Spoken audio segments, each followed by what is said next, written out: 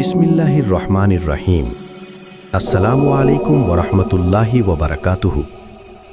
লাইলাতুল কদরের আরেক নাম তাকদীরের রাত। এই রাতেই তোমার ভাগ্য খুলবে। প্রিয় ভাই, বোন, বন্ধুগণ, রমজানের শেষ দশকের নিস্তব্ধ রাতগুলোতে এমন একটি রাত আছে যার মর্যাদা হাজার মাসের চেয়েও শ্রেষ্ঠ। সে রাত হল লাইলাতুল কদর, যাকে অনেকেই বলেন তাকদীরের রাত। কারণ এই রাতেই মানুষের ভাগ্যের গুরুত্বপূর্ণ সিদ্ধান্ত, কল্যাণের ফয়সালা এবং রহমতের দরজা বিশেষভাবে উন্মুক্ত হয়। আল্লাহ তাআলা পবিত্র আল কুরআনে ঘোষণা করেছেন, নিশ্চয়ই আমি এটি নাজিল করেছি কদরের রাতে। কদরের রাত হাজার মাসের চেয়েও উত্তম। সূরা আল কদর। এই এক রাত যদি তুমি চিনতে পারো, যদি তুমি গ্রহণ করতে পারো, তোমার জীবন বদলে যেতে পারে। হতাশার অন্ধকার ভেঙে আলো আসতে পারে, বন্ধ দরজা খুলে যেতে পারে। কারণ এটি শুধু ইবাদতের রাত নয়, এটি তাকদীরের রাত। এক, কেন একে তাকদীরের রাত বলা হয়? কদর শব্দের অর্থ মর্যাদা, মহিমা, আবার এক অর্থ হল পরিমাপ বা সিদ্ধান্ত। এই রাতেই ফেরেশতারা নেমে আসেন আল্লাহর হুকুম নিয়ে। পবিত্র আল কুরআনে অন্য এক স্থানে বলা হয়েছে, এই রাতে প্রত্যেক প্রজ্ঞাপূর্ণ বিষয় নির্ধারিত হয়। অর্থাৎ মানুষের জীবন, রিজিক, হায়াত, মৌত, বিপদ আপদ সবকিছুর বার্ষিক সিদ্ধান্ত এই রাতে নির্ধারিত হয়। তাই এটি তাকদীরের রাত। কিন্তু একটি গুরুত্বপূর্ণ বিষয় মনে রাখতে হবে, তাকদীর মানে ভাগ্য নির্ধারণ হলেও দোয়া, তওবা এবং নেক আমল সেই তাকদীরে পরিবর্তন আনতে পারে। হাদিসে এসেছে, দোয়া ছাড়া কিছুই তাকদীরকে পরিবর্তন করতে পারে না। ২, এই রাতেই কেন ভাগ্য খুলে যায়? তুমি হয়তো সারা বছর গুনাহে ডুবে থেকেছ, হয়তো জীবনের অনেক সুযোগ হারিয়েছ, হয়তো মনে হচ্ছে সব শেষ। কিন্তু লাইলাতুল কদর তোমাকে নতুন সূচনার সুযোগ দেয়। রাসূলুল্লাহ সাল্লাল্লাহু আলাইহি ওয়াসাল্লাম বলেছেন, যে ব্যক্তি ঈমান ও সোয়াবের আশায় লাইলাতুল কদরে ইবাদত করবে, তার পূর্বের গুনাহ ক্ষমা করে দেওয়া হবে। ভাবত, একটি রাত, আর তাতে অতীতের সব গুনাহ মাফ। যখন গুনাহের বোঝা হালকা হয়, তখন জীবনও হালকা হয়ে যায়। আল্লাহর রহমত যখন অন্তরে নেমে আসে, তখন অদৃশ্যভাবে কল্যাণের দরজা খুলতে থাকে। ৩, এই রাতের গোপন রহস্য। লাইলাতুল কদর নির্দিষ্ট করে বলা হয়নি।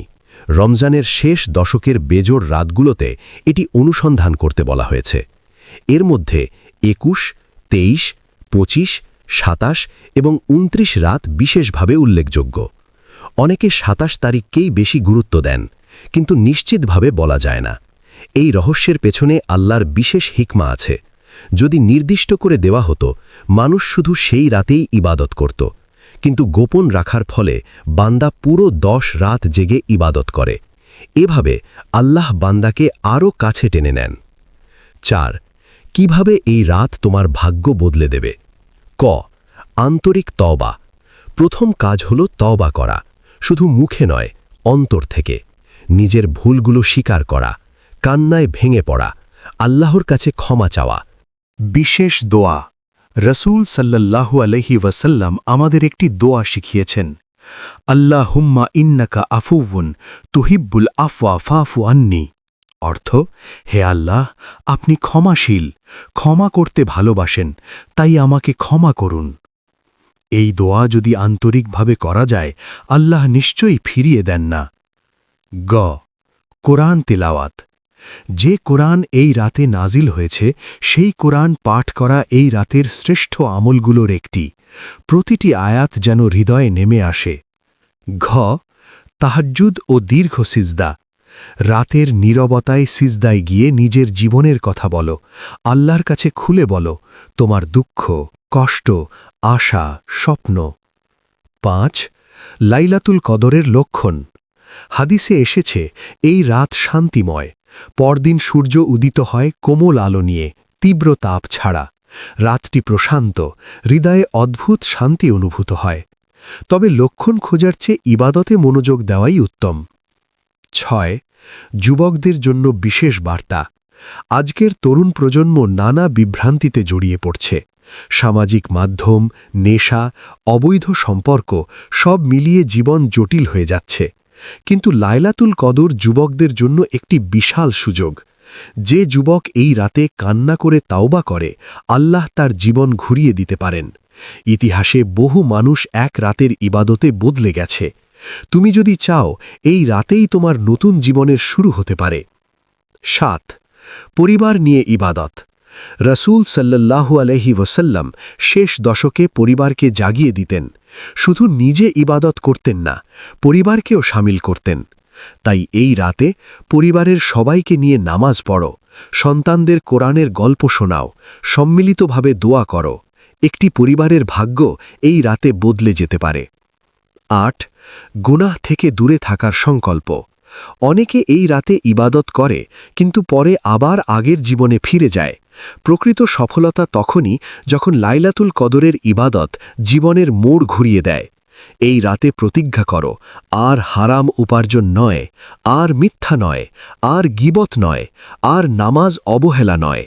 আল্লাহর কাছে দৃঢ় অঙ্গীকার করো। ৯. রহমতের বৃষ্টি। ভাবো, আকাশ থেকে অদৃশ্যভাবে রহমত নেমে আসছে। ফেরেশতারা পৃথিবীতে ছড়িয়ে পড়ছেন।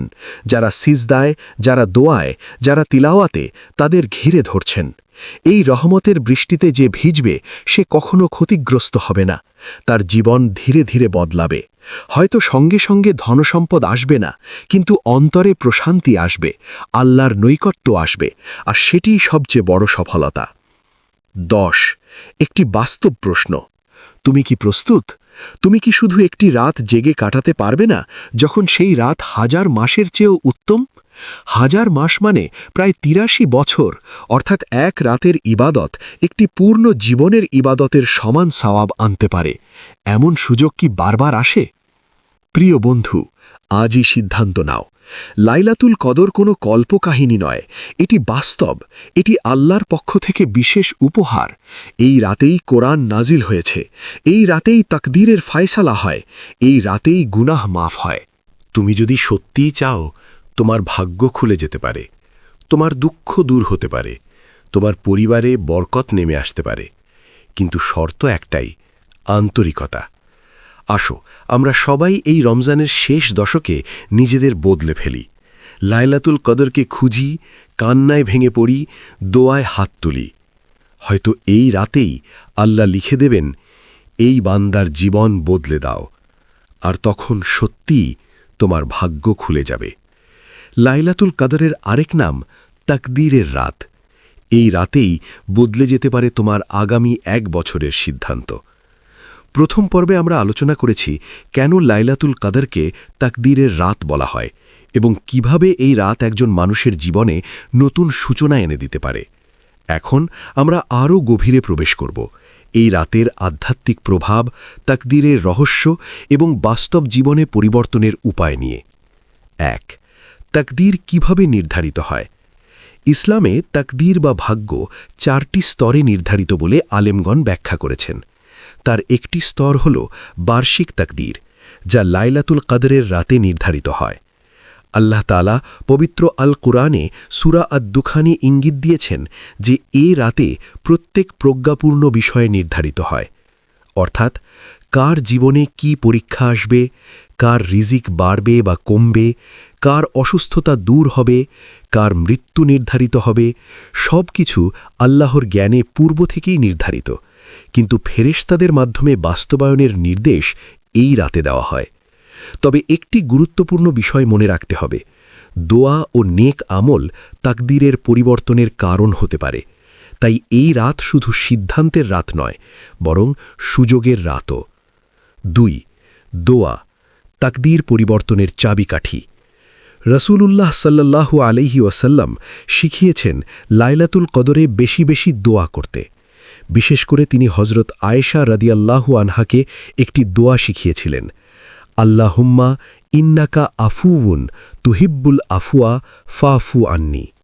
এই দোয়ার গভীর অর্থ হল, হে আল্লাহ, আপনি শুধু ক্ষমা করেন না, বরং ভালোবেসে ক্ষমা করেন। যখন একজন বান্দা এই রাতে কাঁদতে কাঁদতে নিজের ভুল স্বীকার করে, তখন তার অতীতের অন্ধকার মুছে যেতে পারে, আর অতীত পরিষ্কার হলে ভবিষ্যৎও আলোকিত হয়। একটি রাত 1000 মাসের চেয়ে উত্তম। সূরা আল কাদারে আল্লাহ ঘোষণা করেছেন এই রাত 1000 মাসের চেয়ে উত্তম। 1000 মাস মানে প্রায় 83 বছর। অর্থাৎ একজন মানুষ যদি পুরো জীবন ইবাদতে কাটায় তার সমান সওয়াব এই এক রাতে পাওয়া সম্ভব। কিন্তু এখানে শুধু সওয়াবের বিষয় নয়, এটি আত্মার পুনর্জন্মের রাত। তুমি যদি এই রাতের সত্যিকারের পরিবর্তনের সিদ্ধান্ত নাও তাহলে আল্লাহ তোমার আগামী দিনগুলো সহজ করে দিতে পারেন। 4. রাসূলুল্লাহ সাল্লাল্লাহু আলাইহি ওয়াসাল্লামের আমল। রমজানের শেষ দশকে রাসূল বিশেষভাবে ইবাদতে মনোনিবেশ করতেন। তিনি রাত জাগতেন, পরিবারকে জাগাতেন এবং ইবাদতে অধিক মনোযোগ দিতেন। এ থেকে আমরা শিখি এই রাতকে হালকাভাবে নেওয়া যাবে না। এটি সাধারণ রাত নয়, এটি প্রস্তুতির দাবি রাখে। 5. কিভাবে প্রস্তুতি নেবে? ক. গুনাহ থেকে তওবা।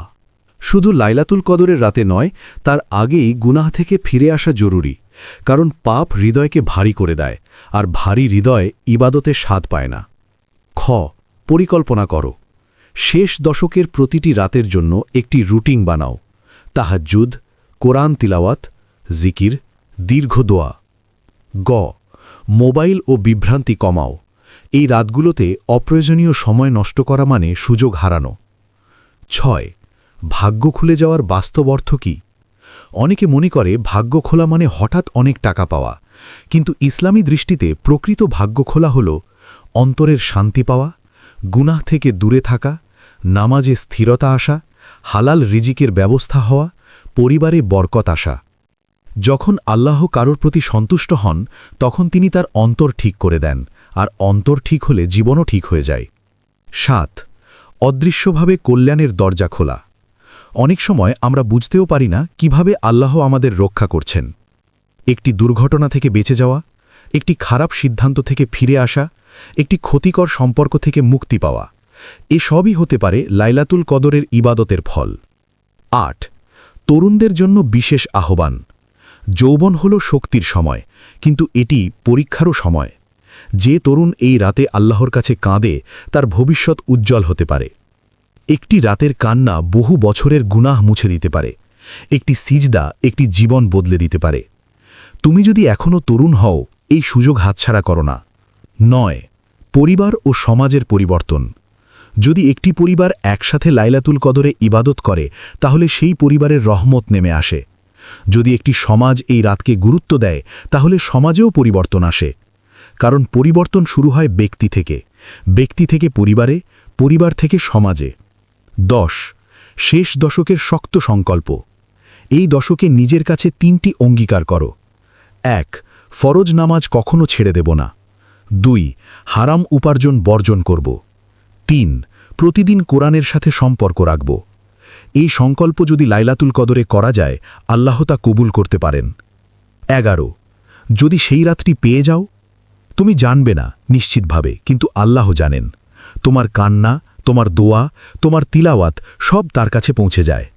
হয়তো এই রাতেই আল্লাহ তোমার জন্য লিখে দেবেন রোগ মুক্তি, ঋণ মুক্তি, সৎ জীবনসঙ্গী, ঈমানের দৃঢ়তা, জান্নাতের পথে সহজতা। বন্ধুগণ, এখনই জেগে ওঠো। লাইলাতুল কদর শুধুমাত্র একটি ধর্মীয় অনুষ্ঠান নয়, এটি জীবনের মোড় ঘোরানোর সুযোগ।